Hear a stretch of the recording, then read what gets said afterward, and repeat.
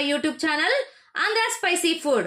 ఇవాల్టి వీడియోలో నేను చేయబోయే రెసిపీ స్ట్రీట్ సైడ్ చేసేటటువంటి గోబీ రైస్ ను ఇంట్లోనే అదే టేస్ట్ వచ్చేలా ఎలా ప్రిపేర్ చేయాలో చూపించబోతున్నానండి. పిల్లలు బయటికి వెళ్లి తీసుకొని వచ్చే అవసరం లేకుండా ఇంట్లోనే చేసుకునేలా పర్ఫెక్ట్ కొలతలతో ఏ విధంగా తయారు చేసుకోవాలో చూపించబోతున్నాను. వీడియోని ఎక్కడా స్కిప్ చేయకుండా లాస్ట్ వరకు చూడండి. నా వీడియో నచ్చినట్లయితే ఒక లైక్ చేయడం మాత్రం మర్చిపోవద్దండి. ఇంకా ఎవరైనా నా ఛానల్ సబ్స్క్రైబ్ చేసుకొని వాళ్ళుంటే తప్పకుండా సబ్స్క్రైబ్ చేసుకోండి. కాలీఫ్లవర్ తో గోబీ ఎలా ప్రిపేర్ చేయాలో చూద్దాం రండి. ఇక్కడ గోబీ రైస్ కోసము నేను ముందుగానే రైస్ ని బాగా ఉడికించుకున్నానండి. నార్మల్ రైస్ నే తీసుకున్నాను. అందులో వచ్చేసి ఫ్లేవర్ కోసం అనేసి నేను ఒక యాలుక, ఒక చెక్క, ఒక 2 లవంగాలు, కొద్దిగా బిర్యానీ ఆకును వేసి బాగా ఉడికించుకున్నానండి రైస్ను. మరి మెత్తగా లేకుండా ఇలా పొడి పొడిగా చేసుకోవాలి. అలాగే చూడండి, కాలీఫ్లవర్ని కూడా నేను కట్ చేసి పెట్టుకున్నానండి. చూడండి, కాలీఫ్లవర్ నేను తీసుకున్నటువంటి కాలీఫ్లవర్ చాలా ఫ్రెష్గా ఉందండి. అందుకోసం అనేసి నేను వేడి నీళ్ళలో వేయలేదు. ఇందులో ఎటువంటి పురుగులు అనేటివి కనపడలేదండి నాకు. ఒకవేళ మీకు డౌట్ ఉంటే వేడి నీళ్ళలో వేసి ఒక పొంగు వచ్చేంత వరకు పెట్టేసి దాన్ని వంచేసుకోండి. కాలీఫ్లవర్ ఫ్రై చేయడం కోసమును నేను ఇందులోనికి కాస్త రెడ్ చిల్లీ పౌడర్ని వేసేసుకుంటున్నాను. చూడండి, అలాగే కాస్త పసుపుని యాడ్ చేసుకోవాలి.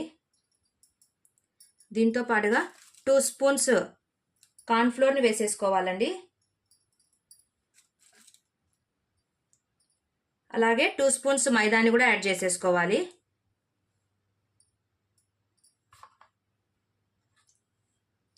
ఈ విధంగా మైదా, కార్న్ఫ్లోర్ వేయడం వల్ల గోబీ అనేది చాలా క్రిస్పీగా వచ్చేస్తుందండి. దాంతోపాటు 1 స్పూన్ అల్లం వెల్లుల్లి పేస్ట్ని వేసేసుకోవాలి. ఇప్పుడు కొద్దిగా ఇందులోనికి సాల్ట్ని కూడా యాడ్ చేసుకోవాలండి.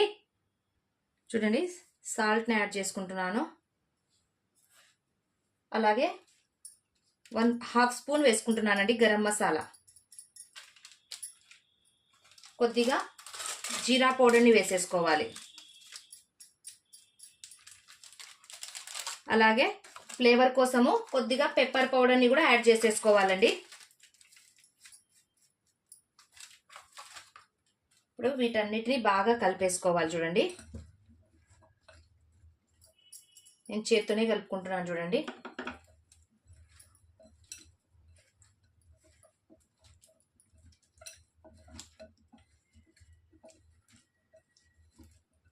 కొద్దిగా వాటర్ని యాడ్ చేసేసుకొని వీటిని కలిపేసుకోవాలి. చూడండి, మరీ ఎక్కువగా లేకుండా లైట్గా వాటర్ని యాడ్ చేసేసి కొద్దిగా కలర్ఫుల్గా కనపడడం కోసము ఫుడ్ కలర్ని కూడా యాడ్ చేసుకోవచ్చండి. కొద్దిగా లైట్గా ఫుడ్ కలర్ని కూడా యాడ్ చేసేసుకుందాము.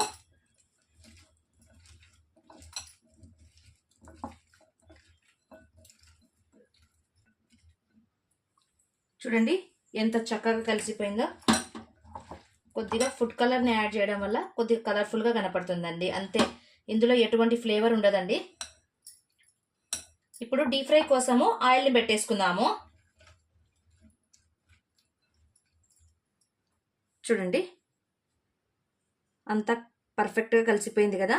ఇప్పుడు ఆయిల్ పెట్టేసుకుందాం. కడాయిలో ఆయిల్ వేసేసుకున్నానండి. ఆయిల్ బాగా హీట్ ఎక్కాలి. అప్పుడే మనము ఈ గోబీని అందులోకి వేయగలుగుతాము. ఆయిల్ బాగా హీట్ ఎక్కిందండి. ఇప్పుడు ఈ గోబీని ఇందులోనికి వేసేసుకోవాలి. చూడండి,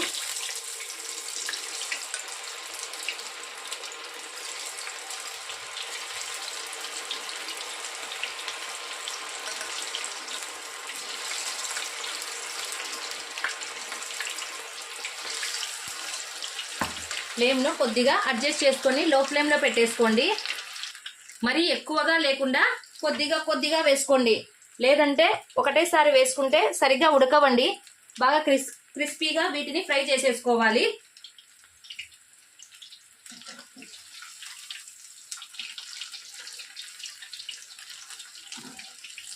టూ బ్యాచెస్ లాగా వేసేసుకోవాలండి.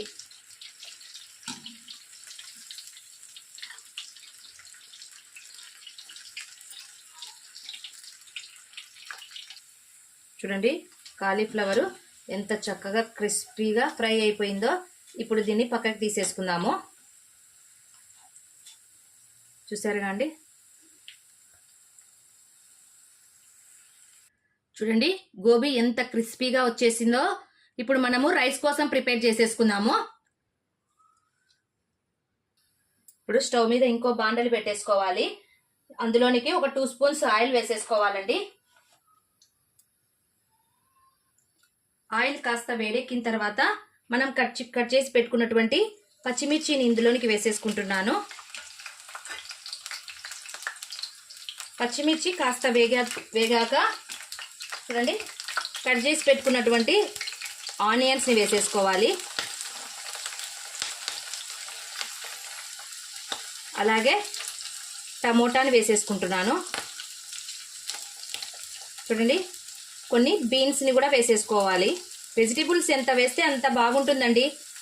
అలాగే చాప్ చేసి పెట్టుకున్నటువంటి క్యాబేజీ అలాగే క్యారెట్ వేసేసి మంటను హై ఫ్లేమ్లోనే పెట్టుకోవాలండి. వెజిటేబుల్స్ ఎక్కువగా కుక్ అవ్వద్దండి. మంట హై ఫ్లేమ్లోనే పెట్టి వెజిటేబుల్స్ని ఫ్రై చేసేసుకోవాలి. ఎప్పుడైనా సరే ఫ్రైడ్ రైస్లో కానీ నూడిల్స్లో కానీ వెజిటేబుల్స్ మెత్తబడకూడదండి. ఇప్పుడు ఇందులోకి కాస్త పసుపుని యాడ్ చేసేసుకుందాము.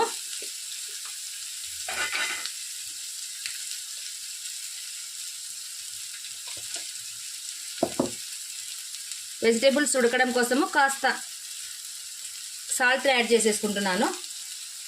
ఆల్రెడీ మనం రైస్లో సాల్ట్ వేసేసుకున్నాం కదా.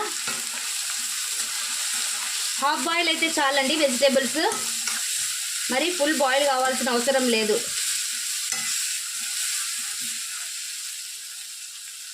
కొద్దిగా రెడ్ చిల్లీ పౌడర్ స్పైసీగా తినే వాళ్ళైతే కొద్దిగా యాడ్ చేసుకోండి, లేదంటే అవసరం లేదండి. నేనైతే కొద్దిగా యాడ్ చేసేసుకుంటున్నాను.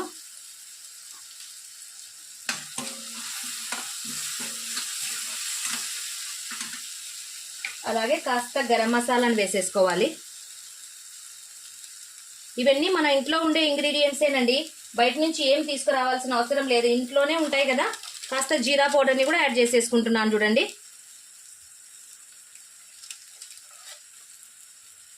మనం ఇందులో డైలీ మనం రెగ్యులర్గా ఇంట్లో వాడే ఐటమ్స్నే వేసేసుకుంటున్నామండి.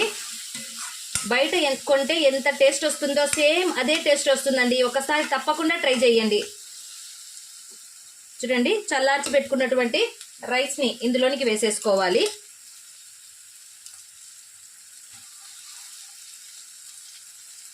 రైస్ ఈ విధంగా పొడి పొడిగా ఉండాలండి.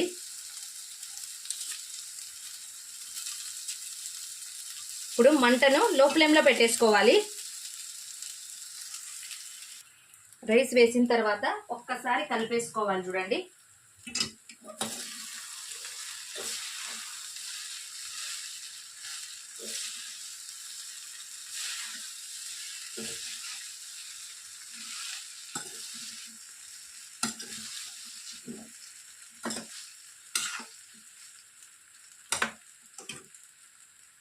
ఇప్పుడు మనం ఫ్రై చేసి పెట్టుకున్నటువంటి గోబీని ఇందులోనికి వేసేసుకుంటున్నాను. గోబీ వేసిన తర్వాత ఒక్కసారి కలయబెట్టుకోండి.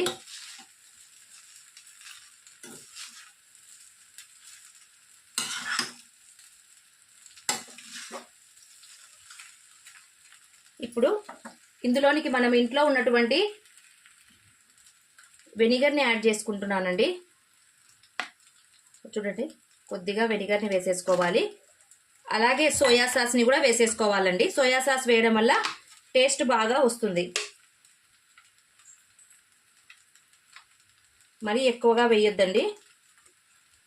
చూడండి లైట్గా వేసేసుకోవాలి. ఈ విధంగా వేసిన తర్వాత అంతా ఒకసారి కలబెట్టుకోవాలి.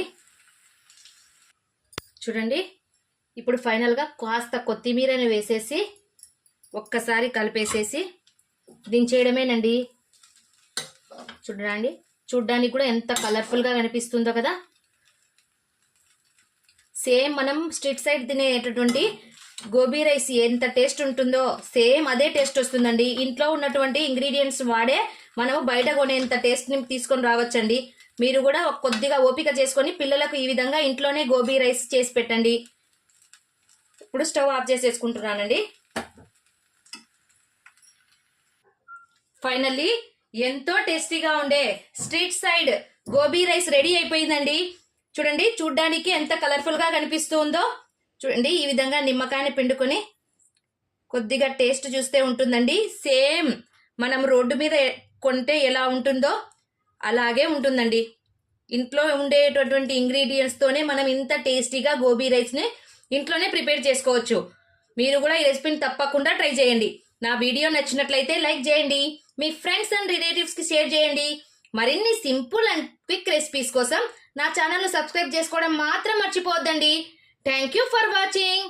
Take care. బాయ్.